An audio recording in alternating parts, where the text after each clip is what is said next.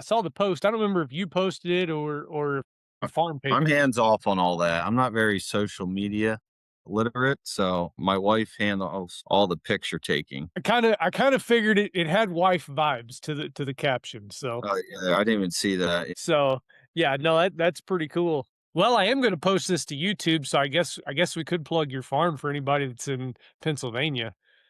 There we go. If you need, we don't have any beef yet. As you can see, we're in the beginning stages here with raising beef, but we are a pasture raised animals, birds, pork, and beef. Try to raise them as natural as we can, and we have freezer orders available, and you can also buy individual packages that are USDA certified at our soon to be open farm store. We're shooting for that for June 1st. I'm working on that in my spare time amongst everything else. But yeah, at Schmidt Farms, you can follow us on Facebook. I think she has Facebook, Instagram, and some other stuff. That's pretty cool. That's kinda where I wanted to start, was just kind of a little bit of background to who you were. I think there's a lot of value to what you guys are doing. We did that for quite a while. I don't remember, like, 6 or 8 years we did it, which we still have a farm, and I still work on the family crop farm. I can see where we're going, and Yep. this is fun. And but yeah, right now it's I wear many hats, and very stressful. And hunting is my 1 week a year that I can just kind of shut the phone off and just go out there. And honestly, I think the reason, and my cousin's like, the guy that always goes out there with me, and him and I are a lot alike. And, we talk about it all the time, going out west again and blah, blah, blah, blah, blah. And we love it out there so much. And, I think the reason why I love it out there so much is because I feel so close to God being out in nature. I don't have the daily chaos of the phone ringing and I need this and I need that. And when you're out there, you don't have service, right? So, and you look at the beauty of all the mountains and the rolling hills and the streams and, all the animals you see, just every part of nature. And it's like, that's like my 1 week where I come back and I feel completely rejuvenated and refreshed. And it's like, man, I told my wife, I'm like, man, I would love to go out west during the summer for like a family vacation. Just like I feel like I need more of that in my life. Sure. Just I feel Yeah, like there's one, never one enough. week's just not enough. Regardless, it's all right. Last year I did 2 hunts last year. We did an Idaho hunt. Learned a lot from. We weren't successful. And then I went out. My father-in-law and his friend drew a tag where my brother owns property in Montana, and my brother and Mhm. I kind of took those two out, and they were both successful, and that's just as fun to me. Like, I don't have to be the one pulling the trigger. It's just as fun, like, living through someone else and Yeah. watching them, like, get that deer, buck fever, and you're watching them, and they shoot the animal, and they're all excited, and you're high-fiving. Like, that means just as much to me as pulling the trigger myself. Yeah. Some ways Yeah, no I should have doubt. been a guide, but Yeah, when you that's walk up there with somebody, it's like taking a kid, here at home, whitetail hunt. Most of the guys around here, they've all killed a whitetail, But like taking a kid for their first. But when you go out, like out west, so like this past year, I took my brother-in-law with me, which he's been on several hunts with me now, but he killed his first bull this year. And to see a grown man go through those emotions, there's a nothing like lot to it. that. I mean, I when we walked up there and, he he he had already found the bull before I got there, so he already knew, where it was. He met me back at the truck, and then we hiked in there, um, to get him, but and so he led me up there, and of course, I, was had my phone out, I was videoing as we walked up, but I don't know, it was so cool. Like, I just kinda stayed quiet and just stayed back, and just I got the video kind of his face. I wasn't like, like all up in his face with the camera, like, "Tell me what you think," it wasn't nothing like weird like that, but, I was just kinda back, just kinda holding the camera to kinda, the bull's in the frame and kinda he's in the frame there, and I'm just, I wasn't even holding it up, I was just kinda holding it down and kinda watching the whole moment unfold. But now looking back, like, at that exact video, because I know what I was thinking, and I was super excited for him, like, that was, so cool, but to just see, you could literally see the emotion on his face. Like, I mean, like, his cheek would, like, quiver and, like, just not like crying or anything, but, like, just you could just see all this emotion just rolling through him, and, like, I don't know, that was neat. that was so cool. I'd take that. I'd take that any day. Yeah, yeah, it's nothing like it. Yeah, yeah. So it's super, super cool. So let's back up here a little bit. So you've been out west quite a bit um over the past few years. So kind of walk us through how you got kind of started there first. So I went on a hunt. It was up around Kalispell, Montana. I want to say 20, it was 2015. My father-in-law, my father, my father-in-law's brother-in-law, and then myself. Hmm. We had mule deer and elk tags. We went out there. It was our first out west hunt. Went with an outfitter. Um, It was kinda one of those outfitters that you were promised all this stuff, and then once you got there, you realized it wasn't what it was, but we made the best of it. Uh, I shot a mule deer. It was probably a year and a half old mule deer. It was like a small 3 by 2. My dad shot a 3 by 3, and my father-in-law shot a 3 by 3. We saw elk. I had elk in the scope at, like, 800 yards, but it was just so brushy that we couldn't really make out which animal was which, and they didn't feel comfortable um, taking the shot just with the situation we were in. So we didn't. None of us got elk that time. We obviously were hoping it was going to be a better hunt, and it wasn't. And then after we kind of come home and you have a week to kind of think about it, and we realized that's not an outfitter that we want to go with again. Mm. So we ended up my father-in-law is very big on, like, research. So he's kind of the guy that researches all that stuff and then just reports back to us, what he thinks, and we kinda go from there. So he found a fella in Wyoming, um, and we booked a hunt with them. It was, the year of COVID, so it'd be 2020. Hmm. It was, my father-in-law, his brother-in-law, myself, and then a coworker of my father-in-law. And we went out. We did awesome. We all tagged out, had the time of our lives, learned a lot. Beautiful country out there. We ended up booking again for 20, it was 2023. And then my cousin and his father-in-law went with, and the rest of us had mule deer and antelope. So we went out, all of us tagged out. We had a full trailer of meat and heads. I mean, it was a lot. Yeah, Um, you guys were like a rolling butcher shop. Yeah, we did really good. We had a mule deer tag left the last evening, and, his brother-in-law tagged out on that, like, 25 minutes before shooting light ended. And then came home from that awesome trip. But, like, while we're out there hunting, like, I'm glassing and I was, like, picking up animals that, other people weren't. Like, "Hey, look over there. There's this." Actually, the mule deer I shot that year, it just got daylight and I spotted him at, like, it was like 1,100 yards right at daylight. That was day 1 of that hunt. Yeah, the morning. Yeah, and I shot my antelope that afternoon. So the rest of the week, it was a 5-day hunt. I was just tagging along with whoever wanted someone to tag along with. Now, like I said, I'm glassing up animals that other people were just not noticing or missing, or I'm not sure. And then by the end of the week, it was like the guides were like, "Oh, we want to take Brent with because Brent finds animals that nobody else can find." And it was just fun, like, experiencing everybody else killing their animals that week because we all tagged out that week as well, and that was fun to me. Like, I kinda got my stuff out of the way, like, yeah, I'm grateful I shot what I shot, but, like, watching the other guy, like, finding the other animals, watching them stalk and, like, going through the motions, that trip I'll never forget for the rest of my life just because I was able to witness so many other people harvesting. And then I came home and I'm like, I I kinda wanna do the DIY thing. Like, I feel like I can find animals, right? I feel like I'd be okay. But then I started going down the rabbit hole of, like, how do I get a license? How do I apply? How do I do this? How do I do that? And it was very overwhelming, confusing because every state's different. And some states you need a license, other states you don't. Some states you buy points in the summer, some states you buy points when you buy a license. And so I kind of just started, like, researching it till I felt overwhelmed and then I would stop.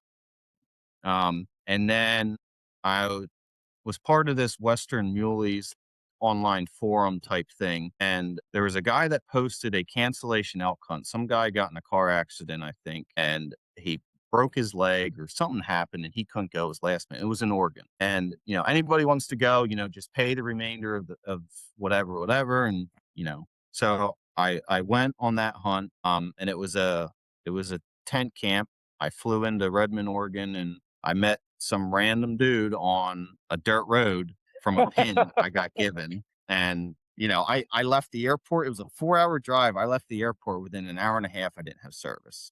And Mm. I didn't have service for 6 days. Yeah. My wife thought I died. And, so I go out there, I'm there, meet this dude, real nice guy, very knowledgeable guy. We slept in, like canvas tents, Kodiak canvas tents. And every morning we woke up and we hiked. And it was the most miserable, best experience of my life.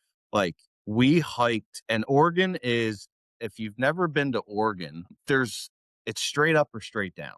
There's Mhm. not much in between. I was not conditioned for that. I was, basing it off the hunt I did in Montana and basing it off the hunt I did in Wyoming, which Montana was pretty steep, but we had horses. And then in Wyoming, it was mostly rolling hills. I was not prepared at all. And I bought a brand new Kuiu pack for that hunt. And so then I'm like, all right. So then we just started like talking about, and he's been guiding for, probably 20 years. And I just started picking his brain on like what gear and like what this and what that, and kind of just asking him a bunch of questions. And then it was like, same thing. We're out there looking for animals. We didn't really see any elk. It was every morning we were fogged in, and the fog didn't lift till probably 10 or 11 a.m. And you had a little bit of a window in the evening, and then that was it. So it was a very hard hunt.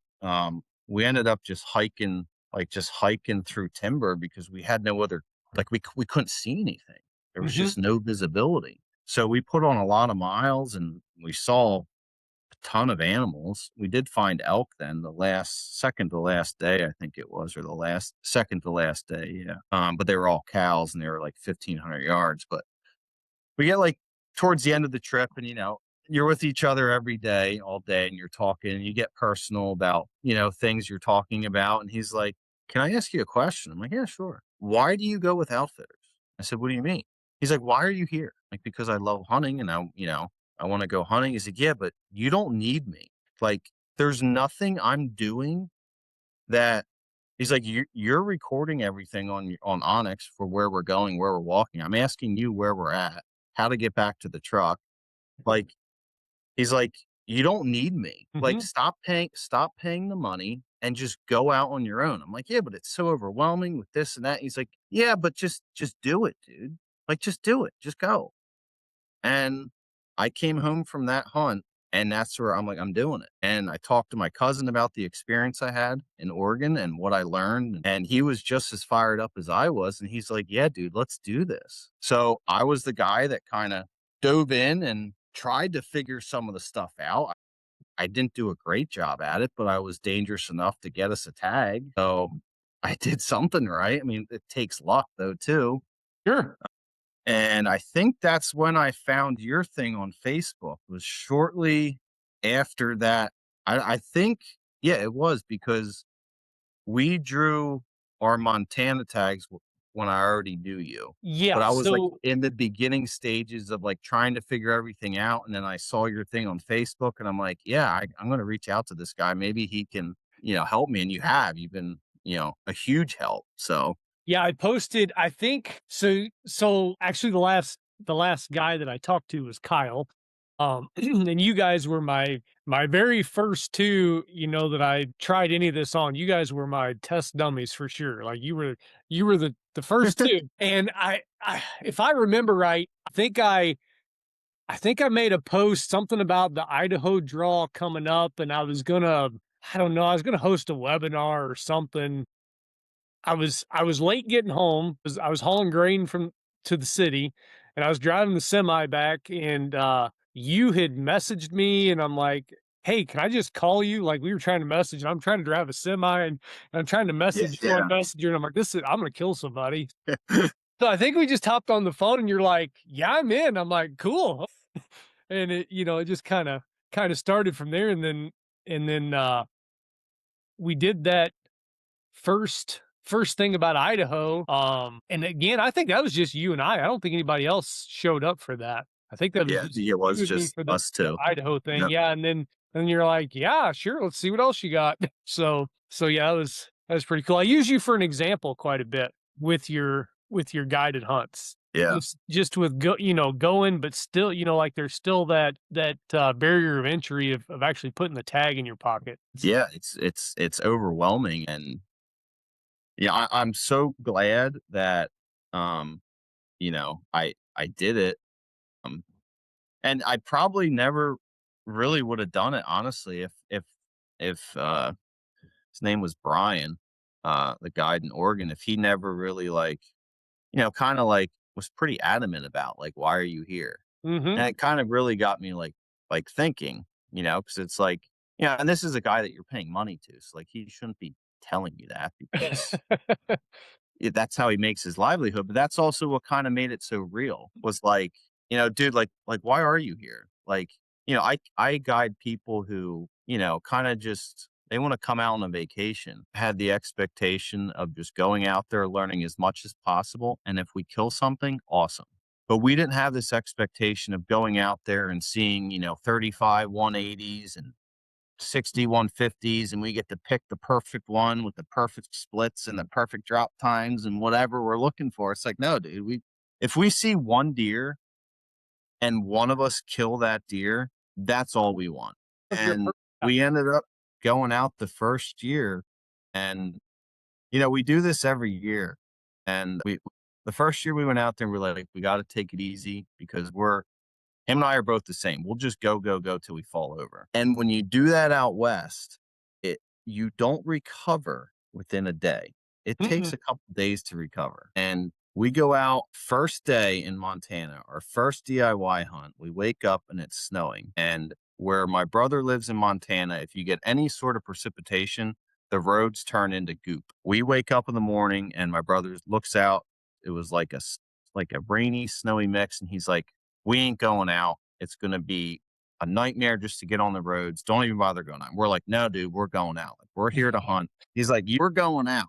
We're So gonna we throw it go at it. out. We're going to take it easy the first day, just explore the terrain. Whatever. I think we put on 14 miles that day. I mean, we were and on ground that, like I said, when it becomes wet, it's goop, it's slippery. So the walking was very hard. So we did 14 miles of hard walking that day. And we're pumped up from the drive out there. We don't feel anything. We go back, we wake up early the next day. We end up shooting my mule deer that morning. We bring that back to my brother's house. We skin it out, we hang it, and then we're like, all right, there's this spot that I kind of picked out on Onyx, and it was like a 7 mile hike in. But I'm like, dude, I bought the tent, I bought the stove, like we got freeze dried meals, like we're set, dude. Let's go. So we packed everything up and we went and Mhm. we got in there that night, like an hour before dark. We got in there, kind of set up camp, and then we went and glassed for a little bit that night. We saw some deer, nothing worth going after, or anything like that. I woke up the next morning. We kind of went out. We all went out on separate ridges and we're just glassing. And then we're like, all right, we're gonna meet on, the ridge where I think my brother was at 9 o'clock. We're all gonna meet back here at 9 o'clock and we'll rehash what we saw or whatever. So I didn't see anything, my cousin didn't see anything, and my brother didn't see anything. And we're all like kind of sitting there, and all of a sudden my brother's like, I think that's a deer out there in the bottom. So we're all on the ridge that he's on. He's like, "I think that's a deer down there, but it's so far away, like, it's hard to tell." He's like, "I need your spotting scope to look at it." So I get my spotting scope out and I look at it, and I'm like, "Yeah, it's a deer." I'm like, "But I can't tell, because I'm touching the spotting scope, and I have a bipod, but when your eye touches it or your hand touches it, it shakes a little bit and it's hard to Mhm. see." I take my phone out, put it on the phone scope, and kinda zoom in on it, and we see rack, and we're like, "Yep, we need to go after that thing." Now, to get down to where this thing was, we had to drop, probably it was pretty much a vertical straight down to the bottom, and then we had to go like 12 to 1,500 yards to kinda get, so we kinda watched him go up into what we thought was like a little bowl where he was gonna bed, and I kind of used Onyx to, I range finded him. Okay, he's right about, 1400. You get out Onyx, kind of draw a line. Okay, 1400, drop a pin. We should get us close. Mhm, So he disappears. We all look at each other and we're like, because we only walked maybe a half mile from the tent to get to the ridges that we wanted to get to. mm. I'm like, dude, I didn't pack lunch. And my brother's like, yeah, well, I didn't pack water. And my cousin's like, I don't have my hiking poles. And we're like, so what are we doing? We're going. And we all dumped off the dumbest thing we ever did. The stupidest thing. Looking back on it now, it was so irresponsible. Because we had no idea the journey we were about to go on after Mhm. this. So we dump off this thing. We get back to the bottom. My brother slips, twists his knee. Now he's like hobbling. He's in a lot of pain. And we're in this hellhole that we have to go up a vertical to get out. And I'm like, "Oh, man, this is not good." You know what I mean? Yeah, now you're So, kinda in a potential pickle. yeah. Yep. So, my brother's like, "I can't walk, guys. You guys go up over the hill. I'll wait here, and we'll just meet back here, if you don't see anything." Well, we go up the first hill. Well, it doesn't look the way we thought it would look. That turns into another little hill, which turns into a next hill. When we get to that next hill, we should be able to see.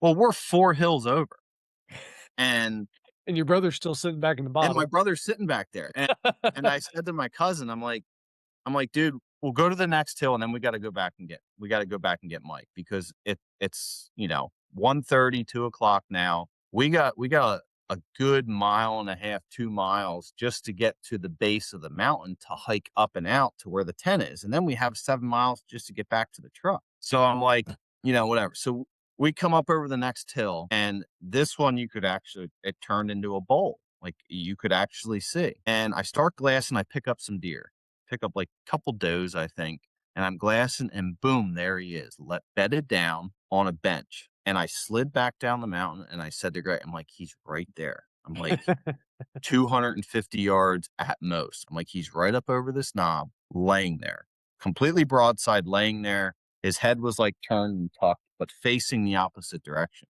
He's like, okay, okay, okay. So I said, get your pack up to the ridge and get your gun on the pack, and I'll range him for you. So we get up there, and he can't find the deer. I'm like, he's straight across, laying down, facing the other way. I can't find him. I can't find him. I'm like, he's right there. Look at the rack, dude. The rack's right there. How do you not see that? I can't find where is he? I can't find him. I can't find him. Well, he's skyline, he's nooching around. Well, other deer see him, so they spook. Mhm. He gets up, dumps into drainage. I'm like, well, he pops out then about 360 yards, I want to say. And he runs out on this like grassy flat. I said, there he is. He's out on the, okay, okay, yeah, I see him. I see him. I'm like, he's 360. Boom, shoots like 2 foot over him. And he missed that the deer really didn't know what was going on. So the deer turned and ran back, ran down another drainage, came up, and he's right next to a pine tree, and he's facing us. The deer is looking directly at us. And now he's 400 and some yards. And he's like, is that him right there by the tree? I said, yeah, it's him. And I'm like, he's 420. Boom. And the thing drops and rolls down the hill. And I said, what was that? He's like, I got it. So He we're was high too fiving. close. We're high fiving. We're hugging. We are at 2 gunshots. And he's like, son of a gun. Now I got to hike up there. I got to find these guys. Cause if they got one, they're not coming back for a while. So we hike over. I drop a pin kind of where I thought he fell. And we actually went one drainage too far. We ended up finding him in the bottom, and we find him. We're high fiving, we're hugging. This is awesome. I can't believe we found him again. Like, what are the odds? Like, we found him exactly 1 point. I think it was like 1.4 miles from where he originally shot at him. So he went a long ways, and we tracked him down, and we found the deer, and he rolled to the bottom of this drainage, and we look across, and here comes my brother up over the peak that my cousin shot him from. And he pulls out his binoculars, and I went like this, and he just went. And I said, all right, well, he knows where we are. So let's start skinning it out. I said, we probably won't be able to take all the meat out because we didn't bring game bags. We left them in the tent, you know? So I'm like, do you have a knife? He's like, yeah, I have a knife. I'm like, well, I don't have my knife. My knife's in my game kit in the tent with the game bags. So we had one knife. So we skinned the thing out, we quarter it, and then it did have paracord, so we ended up hanging the quarters in trees. I pinned it, and then we took I think we took some meat, not maybe a shoulder or back. I think we took the back straps, the heart, and then my cousin carried the head. And we went back and we go up this mountain, and I didn't think he was going to make it. I thought I was going to lose my cousin that day because it was so steep, and we were walking like, we looked at it, we did 14 miles that day, chasing, like, doing all this stuff with muddy, slippery conditions. My brother's legs a bum to eat. My cousin's got a deer head, and he's just exhausted. And we get to the top of the mountain at, I wanna say it was like 11 PM. We get to the top, and we get back to camp, and everybody's just exhausted. Now, the hike out was relatively mild compared to what we just did. You had slight ups, slight downs, but nothing crazy vertical. And we're like, I'm not sleeping in this tent tonight. I would rather walk the 6 miles, 7 miles back to the truck and whatever, whatever. So we hiked out that night. Right? We got back to the truck. We got back to his house between 3 and 4 AM, and he made, my brother had some elk ground meat thawing in the fridge, and they were the best tacos I've ever had in my life. Oh, I'm sure they were after that day.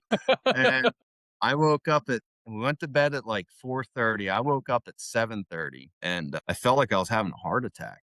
Like my chest, like I couldn't breathe. It was weird. Like I just felt tight everywhere. What it was, using the hiking sticks, I was working out all these back muscles and front muscles that I've never worked that hard in my life. And it was just all that, like, I don't know if they were like contracting or what they were, but it felt like like it, like we said we weren't gonna, and we're like, "Yeah," but my brother's unit is a special draw for elk, so we would have to Mhm. drive to a general unit. So he's like, "Well, I don't have a trailer for my side by side to, like, go because some of the roads out there, you just can't take a pickup on." So Oh, yeah, he, like, taking his exactly. side by side, and then we could hike from there. So he's like, "Well, if we wanna go chase elk and we shoot an elk, it would be nice to have the side by side to, like, carry a hind end out or something if we need to." He's like, "So I'm gonna run into town," which was like 2 hours away, "to buy a trailer while you guys hike the 7 miles in to get the meat from Greg's deer." So I'm like, "All right." And we hiked in and got all the meat and hiked out, and we got back to the truck there right as I mean, it was pretty much almost pitch black by the time we got out. A lot of hiking. That was another 14-mile day. And we woke up the next day. We hunted elk for 2 days, didn't see an elk, and we ended up finding elk. And that's when I think I was satellite texting you. You were Like, satellite texting me while and you I'm like, were because we ran into someone that said we couldn't use our cow tag or we couldn't use our general elk tag for a cow. But then we ran into someone else that said, yes, you can. So we're like, we don't know. I don't have service. I don't like, can I shoot it? Can I not shoot it? So then I'm like, I'll message, Josh. And I did. And you got the message. But like, that was my first time ever satellite texting. Is this working? Is it not working? I don't know. Yeah, because it was real slow. And I didn't realize you were satellite texting because you kinda described where you were and what you were doing, and I was like, "How on earth is he texting me? Like, there's no way he's got service." But yeah, there yeah, was a big delay back and forth. yeah, so I could only put out so many, it gave you a character limit. I think it was like 60. So I'm like, I have to be as specific with him as possible.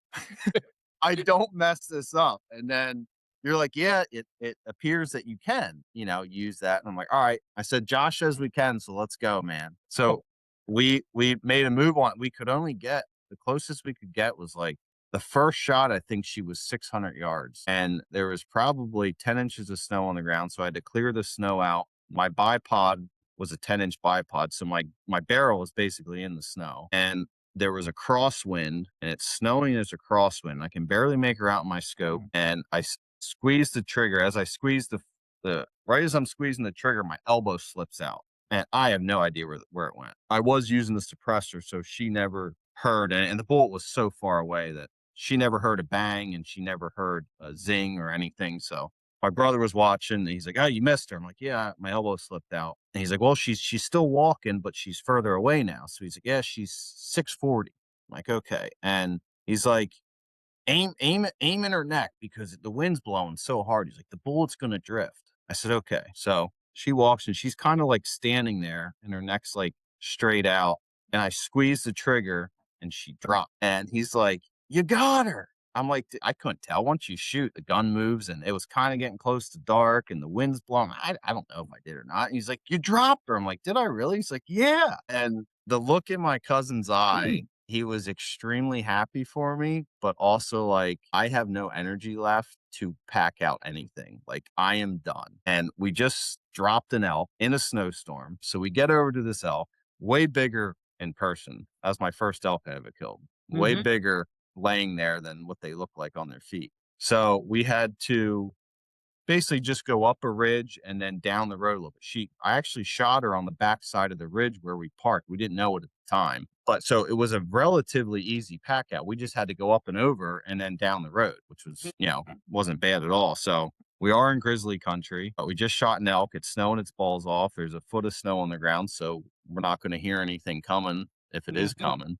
Mhm. So my brother's like, "Give me all the stuff out of your packs. I'm going to cut a track up to the road and drop all this stuff at the side by side, come back, and then we'll try to get this whole elk out in one trip if all three of us are empty." So the only thing he left us was our knives and our guns. He took everything else. I mean, his pack it had to be over 100 pounds. And it took him like an hour and a half to come back. We were starting to get worried about him. And we had He's this still thing. got a bum knee, doesn't he? Yes, he has a bum knee. Oh, Well, your have brother's this a thing. trooper.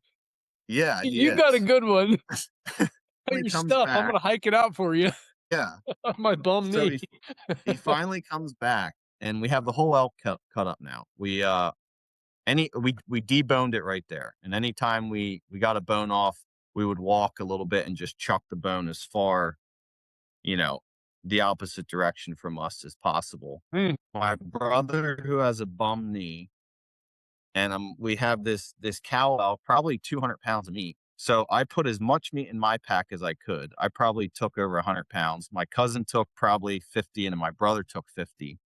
And we get kind of almost to the top, and it was blowing so hard it drifted shut again. And we had to cut our way through that drift, which was waist deep. And that's no fun at all. That sucks. no, I've been that waist sucked. deep. No, that is brutal. And we get back to the side by side and same thing. We get back to the tent that we were sleeping in. This would have been our third night sleeping in a tent. And it's, 11:30, 12 o'clock. We have a 3-hour drive back to his house. And we're like, yeah, we're not sleeping in a tent. We packed the tent up, threw everything in there, got in the truck, and we drove back and we got back to his place at same thing, 3, 4 o'clock in the morning. And then next morning, we woke up, kinda rehashed what happened the day before, kinda got all the meat in the coolers, and it got down to I think the high that day was only, like, 20. It was cold. And then the low was, like, -6. So we just put all the meat in the freezers, the coolers, left the lids open. It all flash froze overnight. We loaded them in the pickup when we left in the morning and drove all the way back to PA. Like, we literally never stopped that whole trip. And it was funny because on the way out, you're talking about what do you expect from the trip and this, that, and the other, blah, blah. And, he's like, yeah, we'll have time during the day between 11 and 1 to take a nap. And this will be this, and it'll be great. And dude, we never had time to take a nap. No, We I hear just people talk about that stuff all the time that, they're talking about, "Oh, yeah, middle of the day, kick back." I've never experienced that, ever. Yeah, we went hard that whole hunt. Like, we came home and, like, just talking about, like, the trip, and we're like, what were we thinking when we all looked at each other? No game bags, no knife, no hiking sticks, no food, no water, and we all agreed, "Yep, we're dumping off this mountain and going after the deer."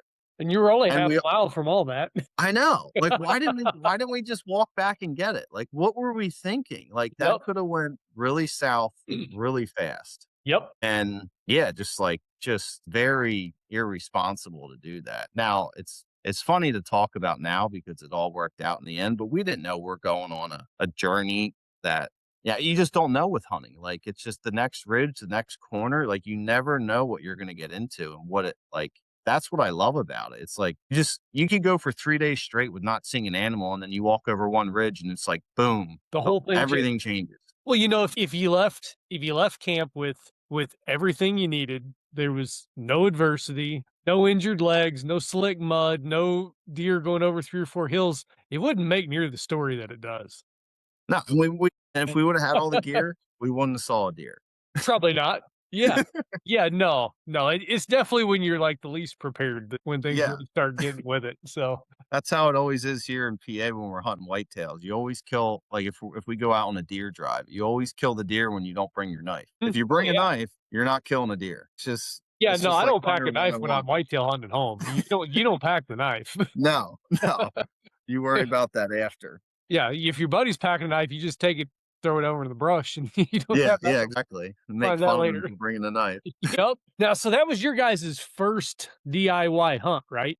So That was our first. you guys drew tags in Idaho that year also. Am I remembering that right? I drew a tag, my cousin did not, he did Mm, not. That was when they had that queue system, and I think that year when I queued in, I think I was like 24,000 in the queue and he was like 36. So, by the time he came around, the tags that for the unit that I drew weren't even available for him. And then last year, the same thing, we both logged into the queue, but we made it a point that year to both be together.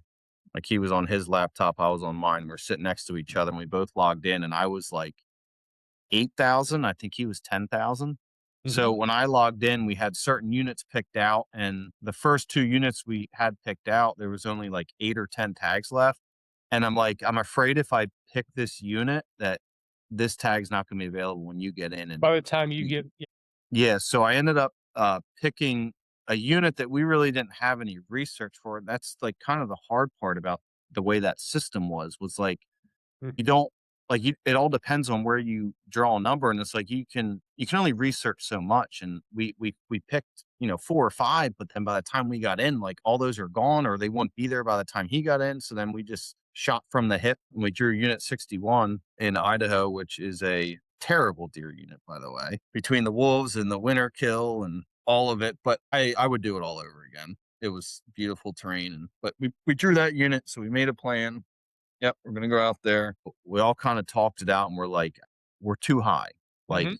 there's no reason for a deer to be up here. Like, if it's up to our knees, that means it's scraping the belly of a deer. And not saying there's not a deer, a big old bruiser up here, but he's probably not out just walking around. You know what I mean? He's in the timber and he probably walks 10 or 20 yards to eat whatever's around him and then he's laying back down. So the Is this odds of late us October or when is this? so this was late October. Yep.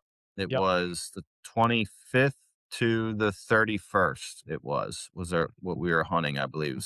Yeah, 25th to the 1st. So we end up coming back down. Now we're down at like 7,000 feet. I had another spot picked out. So we go explore that. Looks phenomenal. Like, oh my word. This looks like there's tons of deer in here. So we don't see any deer that night, wake up early the next day. We're there an hour before daylight, and we're kind of just taking our time and glassing right as it's starting to get light out, and we're finding elk.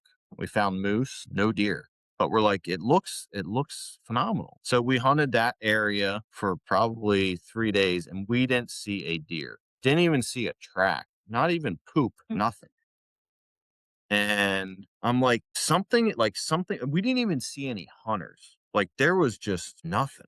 And we're like, there's no way if it's deer season that there's nobody hunting. Like that's we're there's a little secret that you're hitting on right there. There's a little nugget of wisdom that you're getting ready to spit out. I just wanna point that out. yeah. If there's So nobody around, that's a pretty good so, like, everybody wants to be away from everybody, and that's good. You don't wanna be hunting highly pressured animals, but if there's nobody there, there might be a reason. yep, there was nobody there. So we ended up going like there's like a little bar by like a campground. And you go in there and you talk to the bartender. How's this hunting season? Oh, really bad.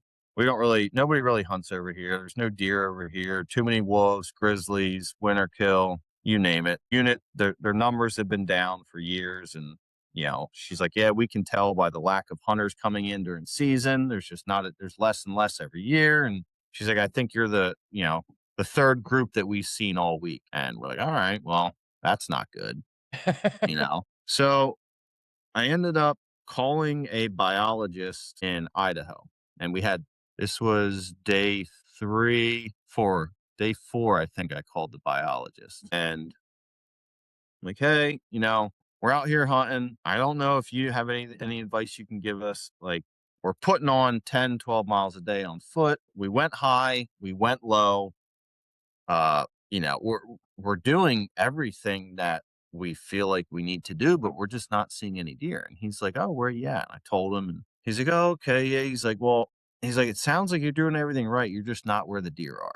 He said, "There's not many deer in this unit, period." He's like, "But when you find them, they will be in bunches. Like, you're not just going to see one, you'll see seven." So he's like, go down, drive down this road and then take a right on, County Road. It's all numbers out there. So let's just Sure. say, 023. Take a right down 023, drive up there, hike, a couple miles back in, and you should find some deer up in there. If not, come out of there, go down and hike back in there, a couple miles, you should find something. So we completely relocated to the opposite side of the unit. That night, we hiked in and I spotted 2 mule deer at probably 1,200 yards. I seen 2 white butts walking up the ridge. So we're like, okay, there's deer here. This is good. So we wake up the next morning. We see all these deer in the valleys. Mhm. Like, all these deer are going down in the morning. And it was so odd because anytime I've hunted deer, mule deer specifically, they are coming down in the evenings to feed and they go up in the mornings to bed. Well, these deer were doing the exact opposite. And then we started monitoring where the elk were. We saw elk every day, 300 elk every single day, which is probably why it's a special draw. Sure. That's why there were so many elk there. And we ran into one local guy. He said he missed like a nice 5x5. And we're like, all right, we're in the right area. Like, he says he missed it. We didn't hear him shoot, but I think he was messing with us. But I'm like, if there's a local in here and, he's wearing like a sweatshirt that said like Uno on it or something, like, you knew he was a local. And Mhm. he's not coming out here in, khaki pants and an Uno sweatshirt with a rifle if there's no deer here. He's Excellent. just not doing it. So we end up hunting there, and then we're like, all right, well, these deer are doing the exact opposite. And anywhere the elk were, if there was elk on the ridge here, there would be no deer here or higher. The deer were here and lower. Mhm. And if the elk were in the bottom, there would just be no deer on that whole ridge. You'd have to go a ridge left or a ridge right or 2 ridges over to find the deer. And there was so many elk. They were like flies swarming the hillside. And deer don't like that pressure. They don't like all that noise and that scent, and they don't like it. So they move away. So then we're like, okay, if Yeah, we see elk, they live a way more individual life. Small yes. doe groups a little bit, but even them, they're super quiet, super secretive. Yeah. Yep. So we're like, all right, now we know if we see elk, stop glassing the hill. Just Mhm. move on to a different ridge where you don't see elk. And if you don't see elk on that ridge, look a little bit harder because that's probably where you're going to find deer laying. And we did. And the last day we were there, now we went 3 days without seeing a single deer. The last day we were there, we saw 27. So, but we never found a buck that was worth like, I mean, we saw like little 3 bike scrappers, like 3x3s, Sure. and but it's like I'm not here to just shoot something like that. Like, I want it to have at least a frame. I don't care if it's a 2x2 or 3x3. If it's heavy, Sure. I'm fine with that. A more mature Um, deer. yeah. Doesn't matter what it scores, doesn't matter how Yep. I just large want it to is. shoot a mature deer. Yeah. And if we would have had another day or 2, because we found that the last 2 days, and like I said, our last day there, like, we found where the deer are, and we just ran out of time. In Idaho we did hear wolves howling, so the wolves kinda always run the tops, right? That's So the way I the am. deer typically aren't gonna be on the tops Mhm. if the wolves are up there. So that was something that when I was, researching and I picked the highest point and the furthest point in, I didn't that was never even like a thought on my mind. I'm just like, "Oh, there's wolves up there, the deer will run away." And like, no, there's just not deer up there. Yeah, you and I So, talked about that a couple weeks ago, that yeah, we were talking about that, and I had noticed the exact same thing in Montana. There just were no deer on top anywhere. No yeah. tracks, no not there was nothing, no deer, period. Yeah, and it's hard to kill something when like, you're just hunting, like the biologist said, he's like, you're not doing anything wrong, doing all the right things, you're just not where the animals are, and we did the same exact thing in a different area, and we found and it worked. So it's just like, you're out there, you're hunting, you kinda get defeated because 'cause you're not seeing any animals, and it's like, am I able to do this? Do I have the skill set to do this? And you just start running all this stuff through your head. And it's like, no, but you do. You are able to do it. You are doing the right things. You're just not where the animals are. Yep. That's Um, very valuable. That's a definite another nugget is when you are doing all of those things, because there's 2 when it comes to Western hunting, there's 2 kinda hurdles to jump. One is figuring out the tag system. You can't go at all if you don't put a tag in your pocket. The only well, I shouldn't say the only other, but the other big hurdle is finding the animals. Like, those are the 2, like I've been doing this a long time. I mean, I've talked, gosh, I don't know how many hundreds of guys that I've talked to, up to this point. And those are the like 2, number 1, number 2 struggle right there is the tag and then finding animals. And I think a lot of it is guys are just so stuck on one spot. And I think it there's a few factors at play there, and you might agree with this. So, number 1, they have e-scouted and only had one plan. So they don't know anywhere else to go anyway. So they just keep doing the same thing over and over again.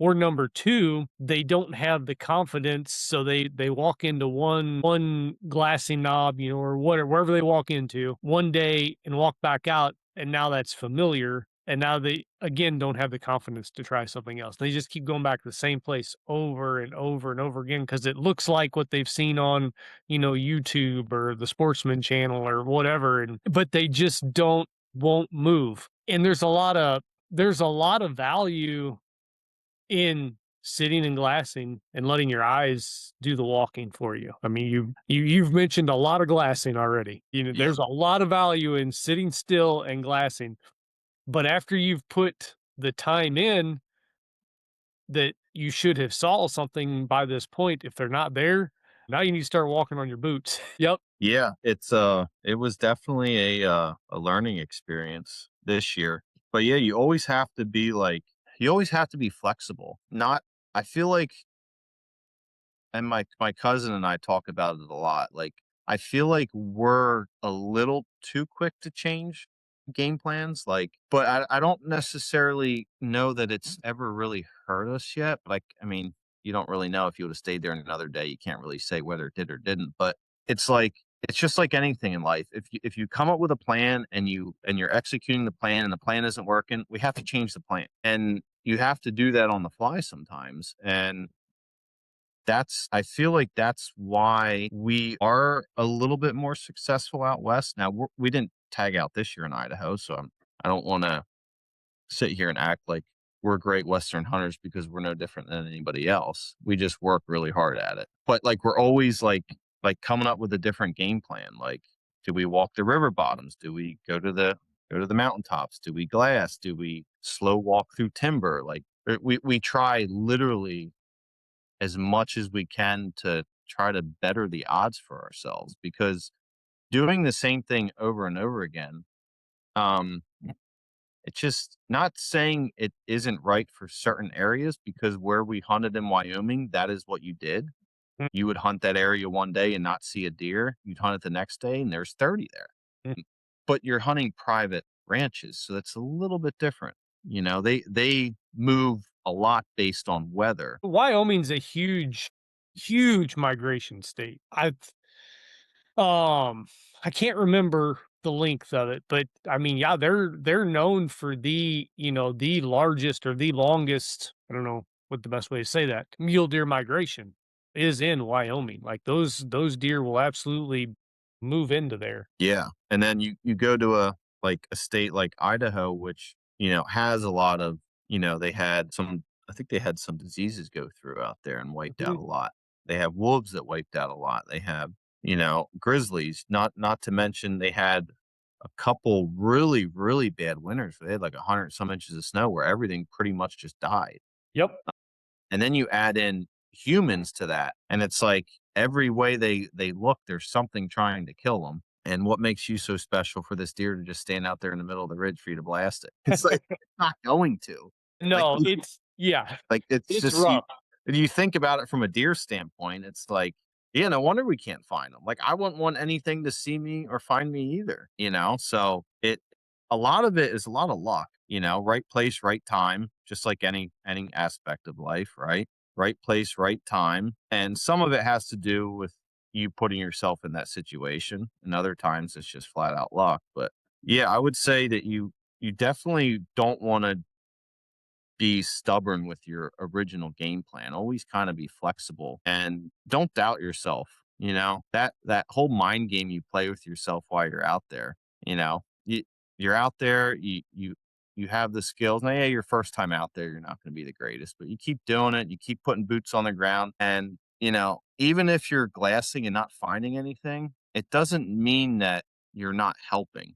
Oh, Like, yeah. No, it doesn't even mean you're doing anything wrong. yeah, it's just Yeah. like there is an act and an art to, like, picking up animals in the glass. Like, it's not just like you're looking through the glass and there's a bright yellow dot, that's a deer, and bright orange dot, that's an elk. Like, you have to, like, it's almost you have to train your eyes on what to pick up, and it's almost like I don't know how you glass, but I, like, kinda do grid patterns, right? Mhm. So I'll go vertical, and then I'll go horizontal, and I kind of always ever changing with that. And then sometimes I'll just leave my binoculars or spotting scope on the tripod focused at one specific area and just not move them at all and just move my eyes around.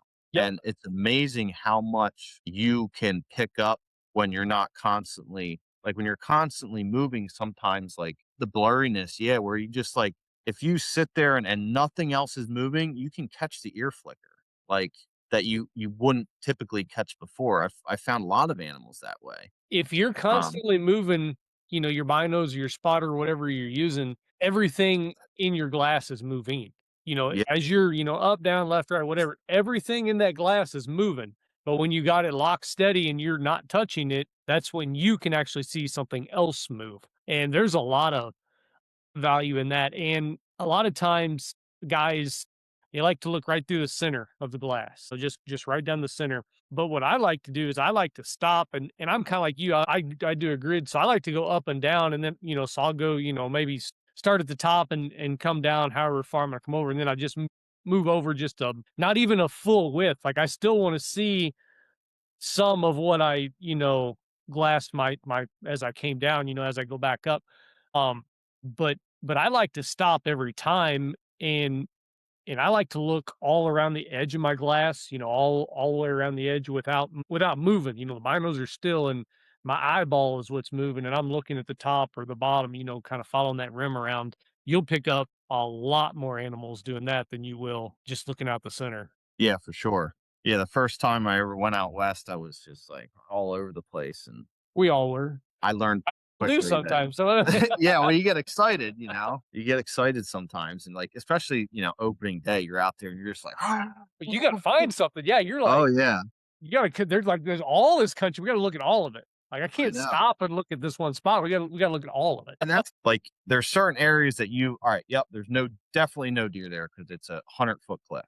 But for the most part, like everything has grass or bushes or junipers or shrubs or something, and Mhm, everything looks good. mhm. And that's like the hard part, but it doesn't mean there's animals there. Like where we were in Idaho for the first 3 or 4 days, I could have swore up and down we were gonna find just a bruiser of a buck living in that stuff because it looked phenomenal. That was very hard to get to so I live in the Midwest, I live in Missouri, and you can basically walk anywhere, stop, and sit there, wait for the sun to come up or wait for the sun to go down, and there's a pretty good chance you're gonna see whitetail deer. Maybe not close enough to shoot, it might be 500 yards off, but there's very few places that you can, and I'm talking more ag country.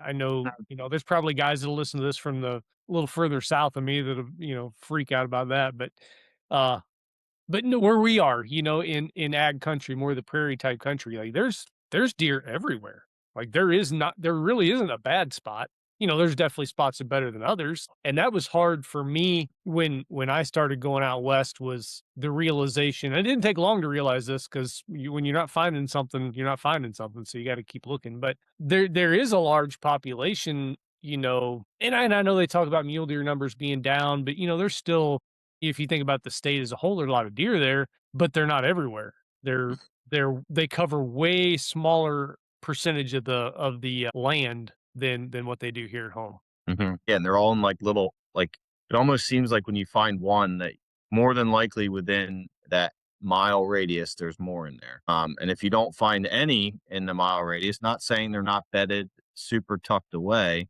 but if you're in that area for, I mean, our rule of thumb kind of is like if we do 2, 3 sits and we don't come up with anything, we need to move. And we don't always like move 5 miles. We may move a half mile away Sure. or Yeah, a mile away absolutely. and just pick Mhm. up something different. All right, well, our big thing is, let's split up and then always have a time to meet back wherever and don't ever go after anything by yourself unless you can shoot it from where you're sitting and then just pin it and we'll go together. But the more eyes looking at different terrain, the better because I'm covering one ridge that may or may not have any deer in it. Someone else is covering another ridge that may or may not have deer in it. Well, if his ridge has deer and my ridge doesn't, well, we know where we both got to go. And then if we're both looking at that same ridge, maybe we can turn up more deer than the one person did see. Yep. But Yep, for sure. You yeah, definitely need to cover as much ground as you can. That's always, and I hunt so much, easy to draw and over the counter type stuff. I've yet to put a really good tag in my pocket. So, I haven't had that opportunity where, it might be a little bit easier to find animals. Everything I'm looking for, they're they're doing their best to hide. They're used to hiding. So yeah. yeah. I haven't made it to the point where I've drawn a good one yet. It almost seems out of reach.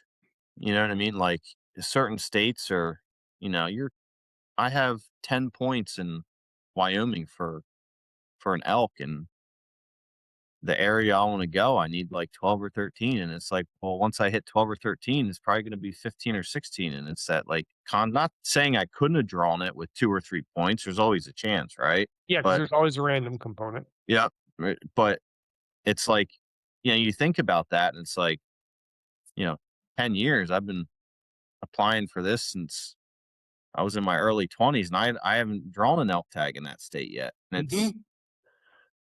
yeah, now I'm like my brother's like, you gotta apply, you gotta draw a tag, gotta draw a tag, we gotta go out there, we gotta go out there. And I'm like, I don't know, dude. I wanna draw the tag. Like I can draw a different tag in Wyoming that would probably be a pretty decent tag. But like I put 10 years in. Like I wanna get the tag that I wanna get, you Sure. know? So I don't know, one of these years I'm gonna burn it, but I've now I'm got a just couple of those through it. myself. Yeah, I've definitely got a couple, like, I'm at this point, I mean, maybe when I get older, I just turned 40 this year, I good Lord willing, I still have some time. So maybe when that number's, a whole lot closer to the to where I'm in my mind, I think, I'm gonna be able to go to. I might not be able to go nearly as far as I think I can. I don't know. Mentally, I still We're feel good like I'm till about 70. 19, so, you know, Yeah, ain't that the truth?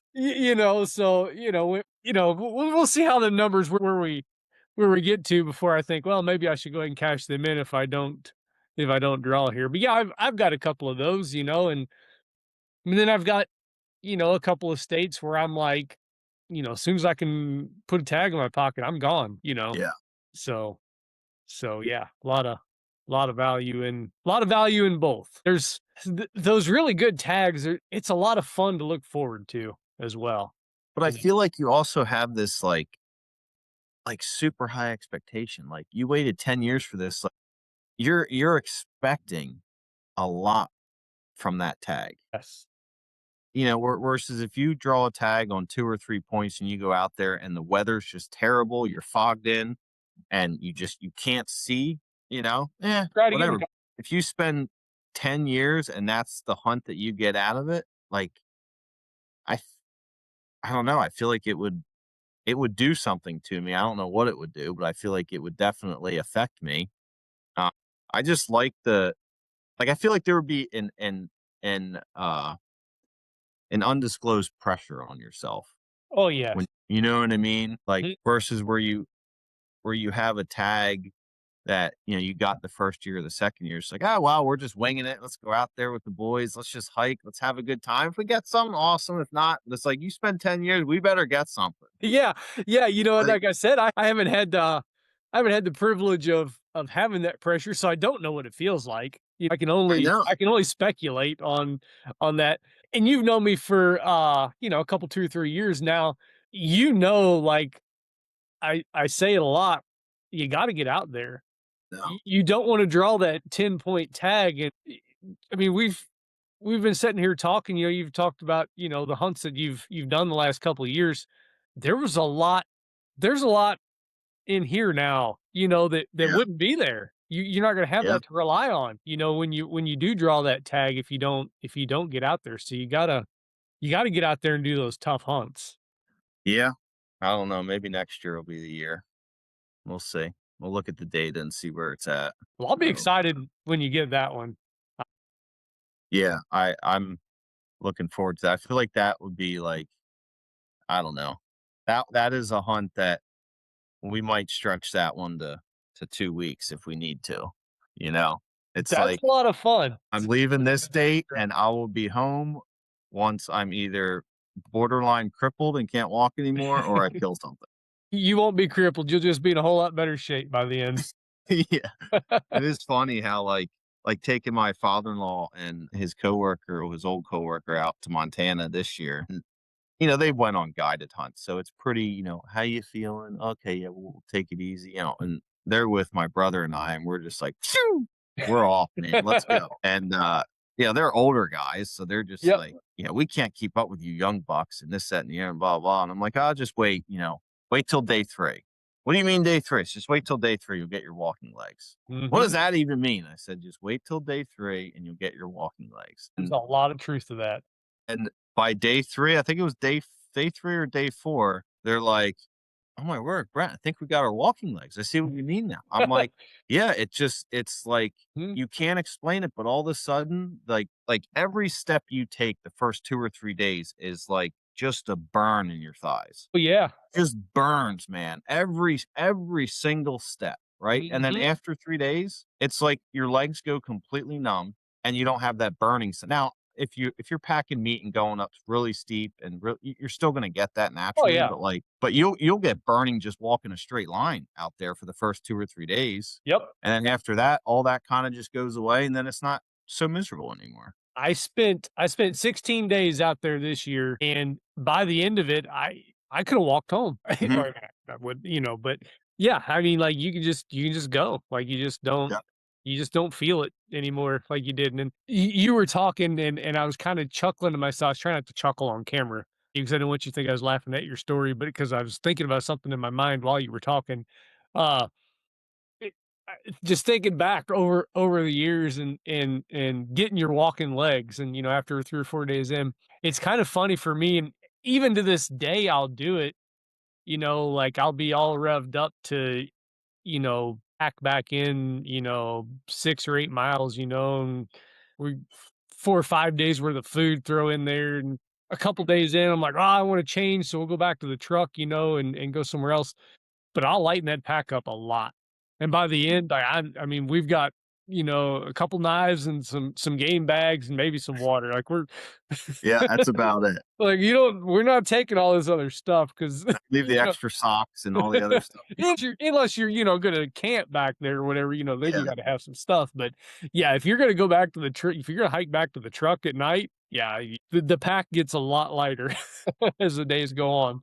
So why do you think it is that it takes 2 or 3 days? Is it because you're not used to walking that much in your day-to-day life? Like, what would happen if, like, let's say out there you average, you know, 10, 12 miles a day, right? And you a week before you leave to go out west, the problem is nobody has that much time, right? To walk 10 or Mhm. 12 miles in a day takes you hours. And it's Oh, just yes. like you can do that on a treadmill, but it's just not the same. Like You cannot yeah, you you need cannot recreate. you need the up, you need the down. So it's like I said to my cousin, it's like I train by I put weight on there's a ski slope right down the road from me. Mhm. So I go down there and I hike up that.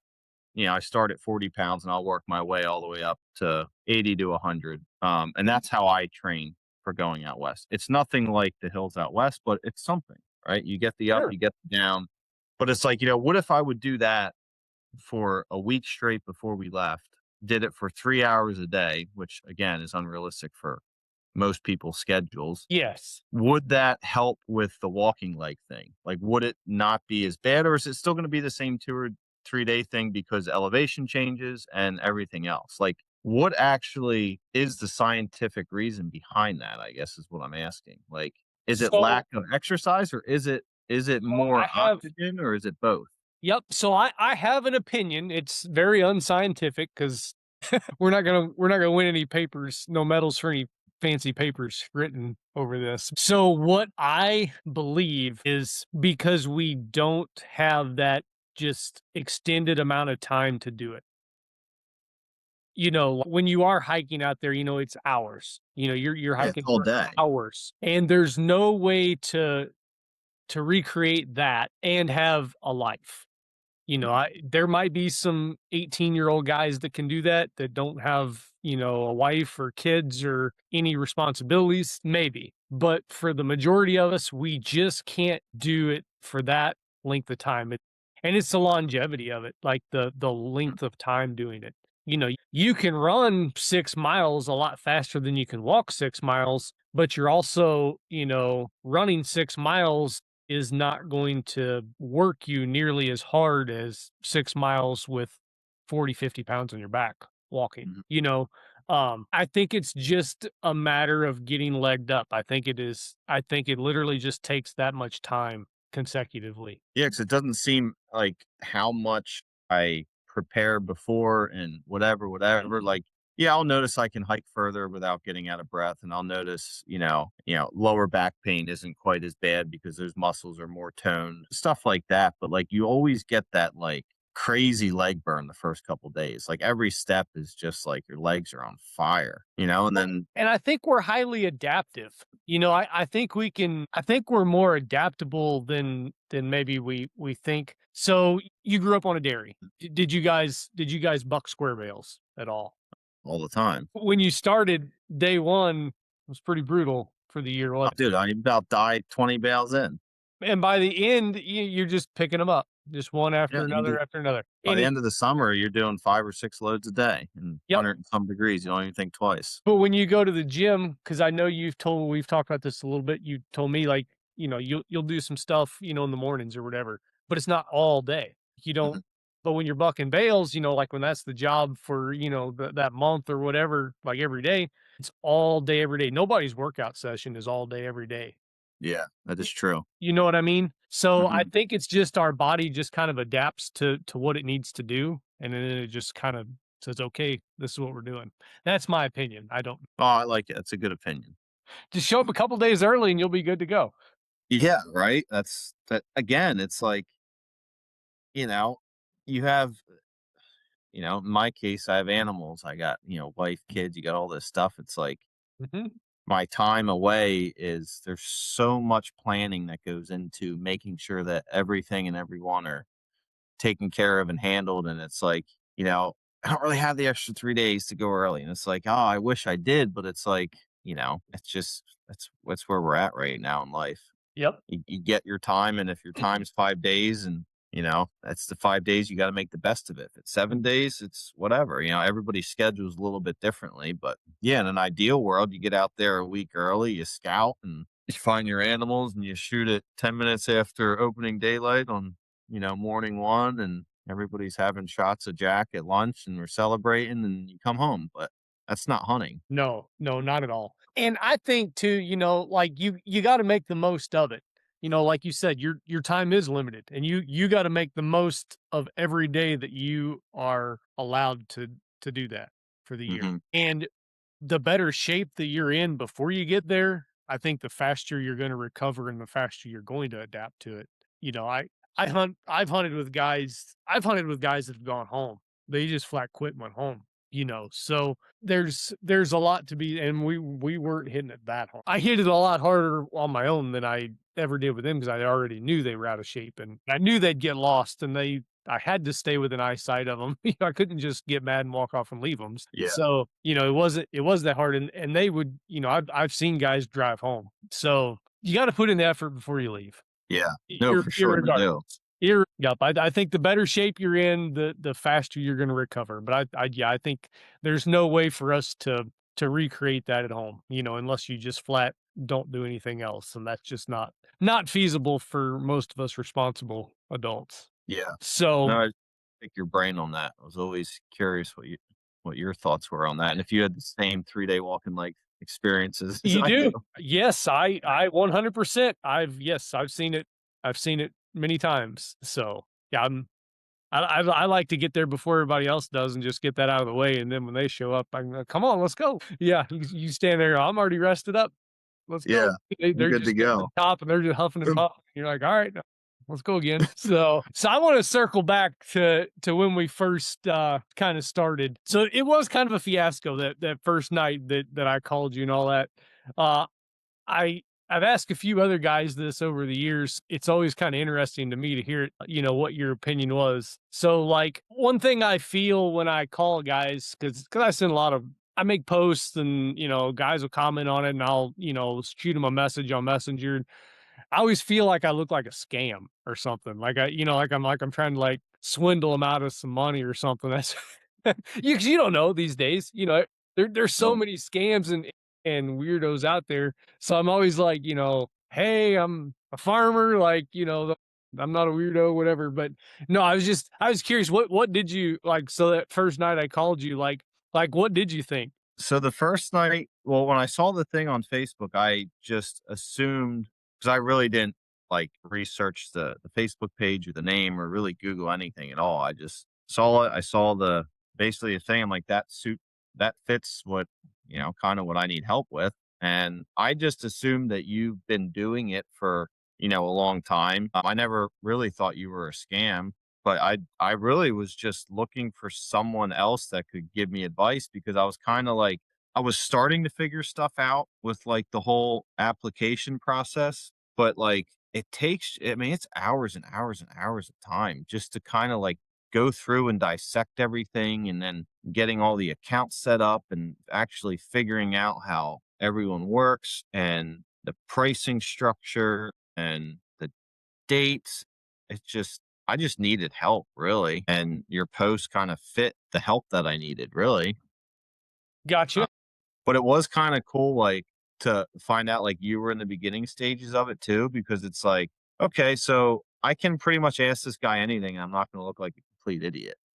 You know what I mean? Because, like, not saying you're an idiot, but, like, you're starting out too, so it's like, you're learning just kind of as much as I do, but you have more knowledge on the draw process. But, like, I can ask you anything, and it's not gonna, be, like, ridiculed, like, "Oh, why would you that's the dumbest question I ever heard. Why would you ask that?"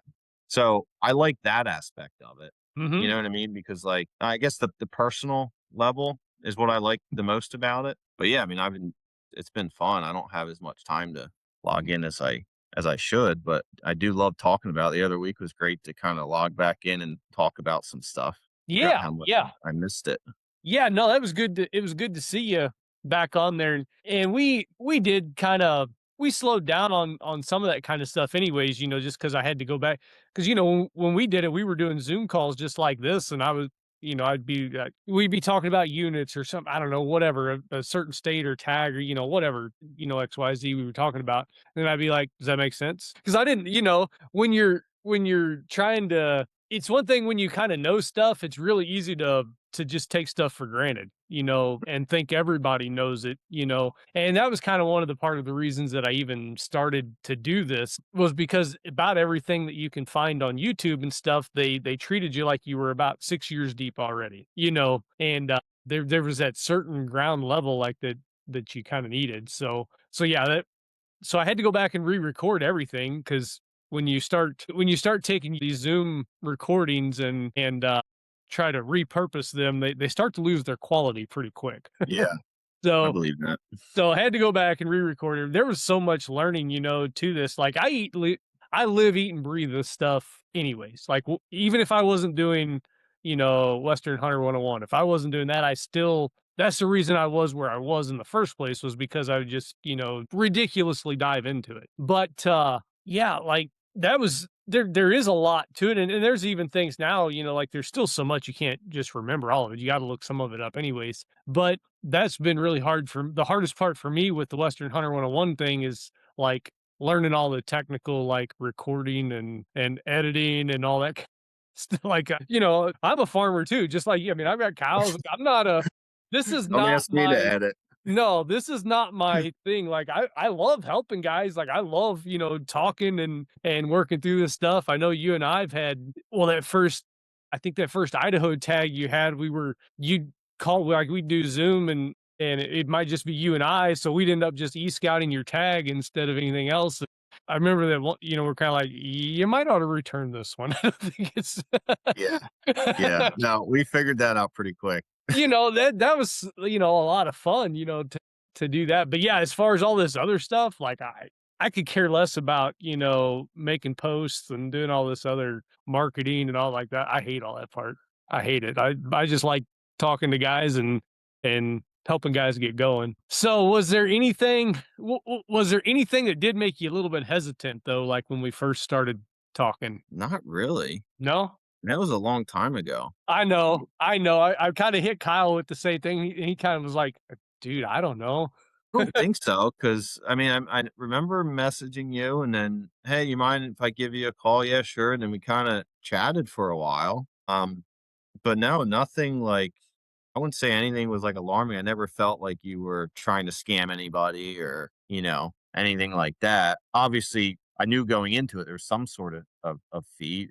People need to be paid for their time and knowledge, so that goes unsaid, you know what I Sure, mean? sure. Yep, But, no, I never thought it was like, I give him money, he's gonna bounce, never talk to him again. I never felt that way at all. I felt like gotcha. you were very, passionate about what you did through the phone call and very eager to help was the vibes I got. Cool. Yeah, I just curious. Yeah, I just didn't know, because like when you're on one end of it and you're talking to somebody you've never talked to before, and you always wonder what they're thinking. I know you well enough now I can ask you, so Yeah, and I feel like everybody in this, like, people that are probably specifically, like, searching for what you offer or they're looking for, like, the secret golden egg to, like, Western hunting, and it's like, the secret is hard work, man.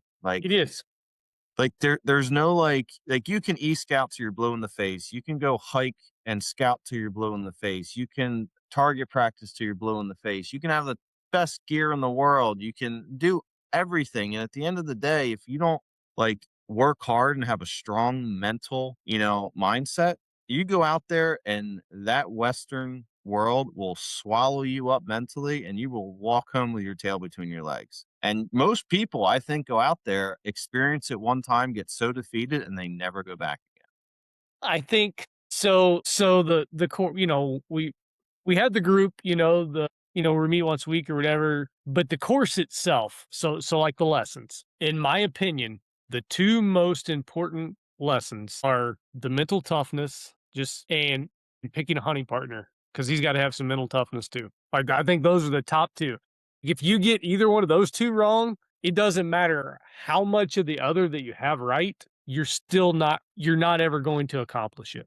No, you won't. The hunting partner is very big because if like my hunting partner, my brother always goes with us. He's never had a tag yet, but he's going to eventually will be hunting with us. Very strong, minded. My cousin's very strong minded, and we're all generally really positive. And if Hmm? we are like getting to the point where we're negative, we just stop talking and we get quiet. And that's how, like, we know where we're all at. Like Yeah. if we're out hunting and we're not seeing anything and we're still talking and we're still chatty, our mindset's still good. Yep. If we start getting quiet and aren't really saying a whole lot, that means we're all thinking, and we're not going to say it, but we're not in a good spot. It's funny because we're all like, I mean, we're all blood, my brother and my cousin. So we're all, kind of similar in ways, but Sure. I couldn't imagine hunting with someone. I mean, I wouldn't, right? One time and I would be done, but hunting with someone who I'm not walking over that next ridge. There's no deer over there. I'm not doing that. I'm not like it Yep. would make it so much harder than it already is. It's already like going out west, drawing a tag, going out west to public land that anybody can go on, hunting animals that are getting hunted by everything around them 24/7. And it's one of the hardest things you're like to do is to go out Mhm. there and actually be successful. Like, Mhm. I don't think people actually realize how hard it is. Like, they get caught up in the fantasy of I'm going out west hunting and everything's going to be great and it's going to be awesome. And it is. It's beautiful. It is amazing and it's whatever, but the actual harvesting of an animal is extremely difficult, Yes. especially when you're in those low point units where you can get it on 1 or 2 points. Like, it's not impossible. Nothing's impossible, Sure. Oh, it's absolutely but doable. it's very, very hard. And if Mhm. just to see animals, like if you see animals, like that's a huge plus. Yes. And then if you're able to actually harvest one, I mean, you achieve something that, most people wouldn't. And it's like you see these hunting shows, right? And I have my own opinion on that, and maybe I'm completely wrong, but it's like, when we go out west hunting, right? We work day jobs. We have stuff Mhm. going on during the day. These hunting people, their job is hunting, right? So they are dedicated 24/7, 365 to probably putting boots on the ground, knowing people that are already in the area, or they typically have a team of guys around them, however many guys it is, 2, 3, 5, 10, 15, whatever, that are all out there glassing, scouting, like all of it. And it's like those people have to be successful. If Mhm. they're not successful, they don't have a show. Exactly. So, Yep. they are going to have way more resources than you and I do. And it also almost gives people that want to go hunting out west a false sense of reality because it's It does. like this guy goes out every single year and he shoots a giant deer or a giant pronghorn or mule deer or a bear or whatever your animal of choice is. And it's like, well, they make it look so easy. All he does is hike up a hill and he glasses and he shoots it and they hike it out and everything. I can do that. And it's like, yes, you absolutely can. But like, there's a manpower behind the scenes that's not really talked about. Mm. Well, and it's inevitable too, the amount of them that you'll find in the news for Isn't it? violations or, and, obviously they're all, considered innocent until proven guilty. And I'm not saying, I don't even name names or anything like that because that doesn't matter. That's not what's important. But you can't go at it expecting to have the same results as any of those guys, no matter what. Because they're either they have a whole lot more people, glassing all over, helping them, find the animals. B, they may not be doing it up to par and legal. Or C, which is the for sure, no matter all the rest of it, which way they are, for the other two options. But those guys, when they put in 100 days a year, and yeah, I know you said a week, but we'll just say 10 days for easy math. If you're able to go out and put 10 days a year in and they're able to put 100, they get 10 years of experience on us every year. You talked about that Wyoming trip where you filled your tags early and then you spent the rest of the week, morning and evening tagging along with other people. So you got to not only did you get to see, you know, where your animal was when you found it, where he was when you harvested him.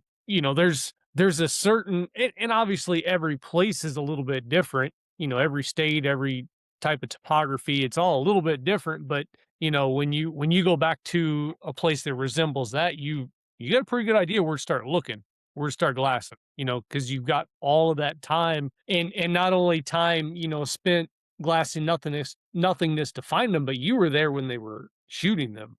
Like there's so much value in the kill site.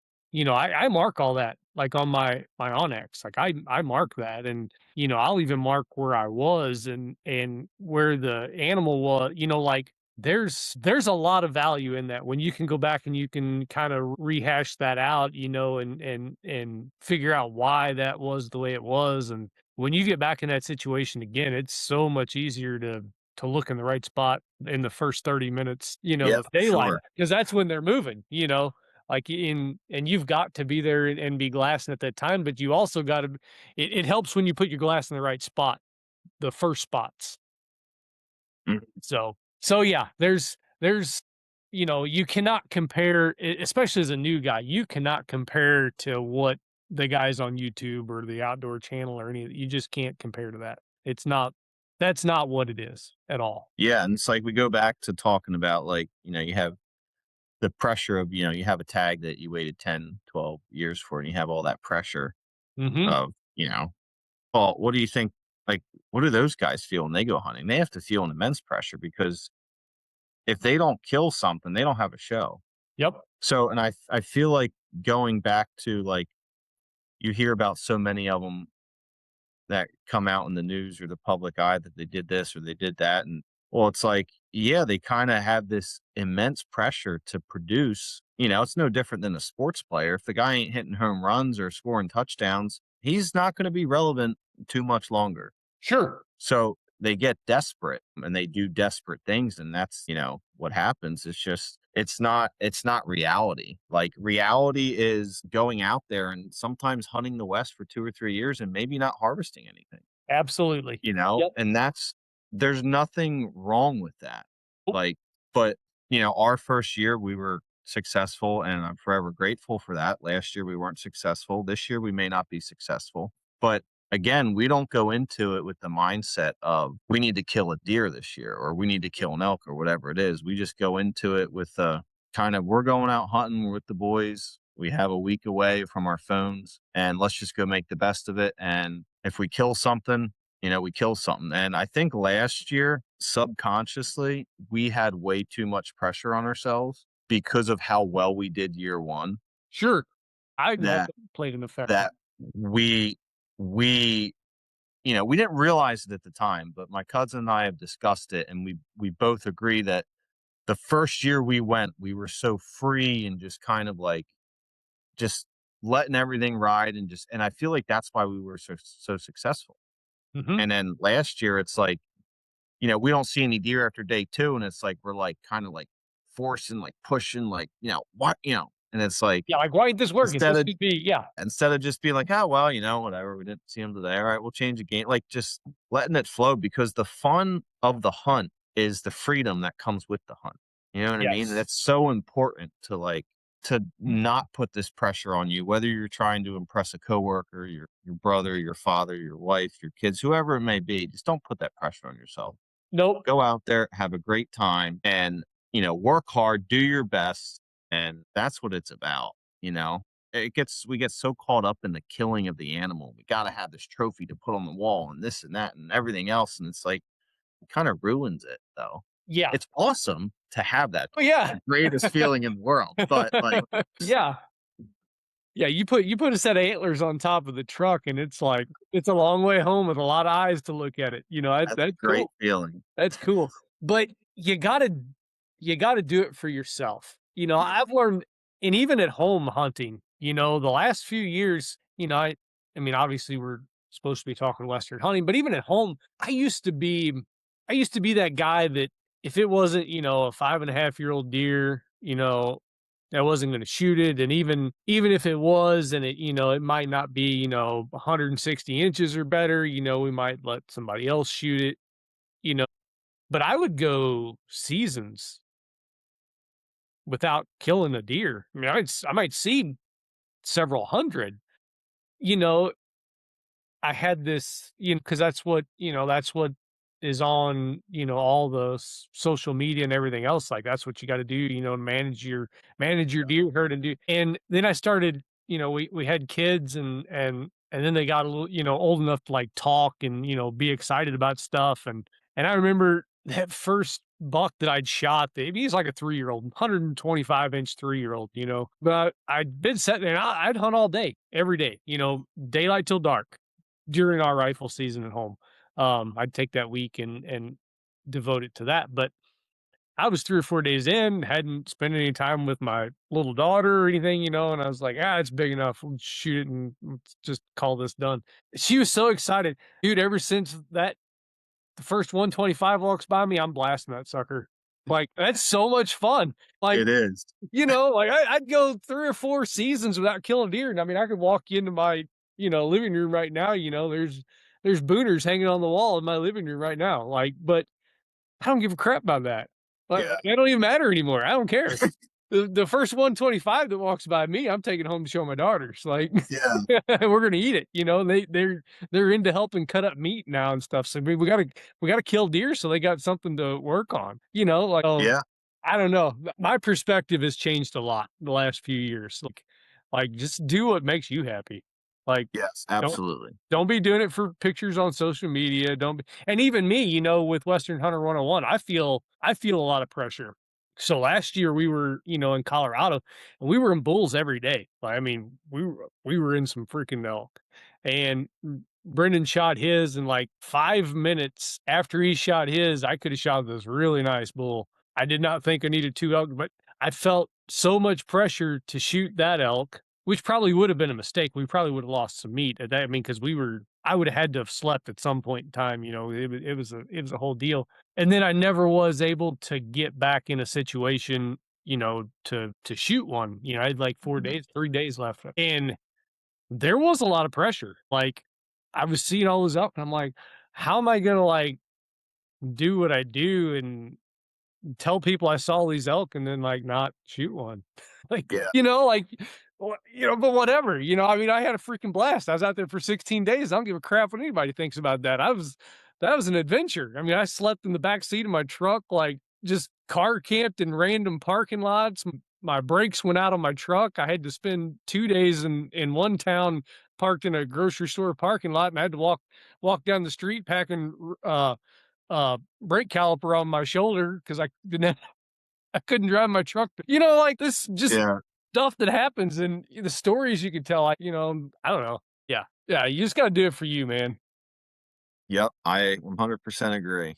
I So can't wait to get back out this year. Hopefully, we're able to go and see what happens, see what adventures are in store for us this year. yeah, we're gonna pray that Mama has a safe pregnancy and Mama and baby are fine, but we're gonna pray that he or she doesn't come early. Yes. Mid-November would be ideal. Mid-November. That's what we're. Yeah. You're gonna have to teach him a little bit about timing and Yeah, how calendars work. Oh, there's a whole lot more we could get into here, but it's getting late for you, and I know you got to work tomorrow. I do, but we should definitely do it again. That was fun. Yeah, yeah, we'll pick it up again for sure. So, Sounds good. all right, well, I thank you, sir, and Thank you. yeah, we'll be in touch. All right, sounds good. I'll talk to you. All right, thanks, Brent. Bye. Yep.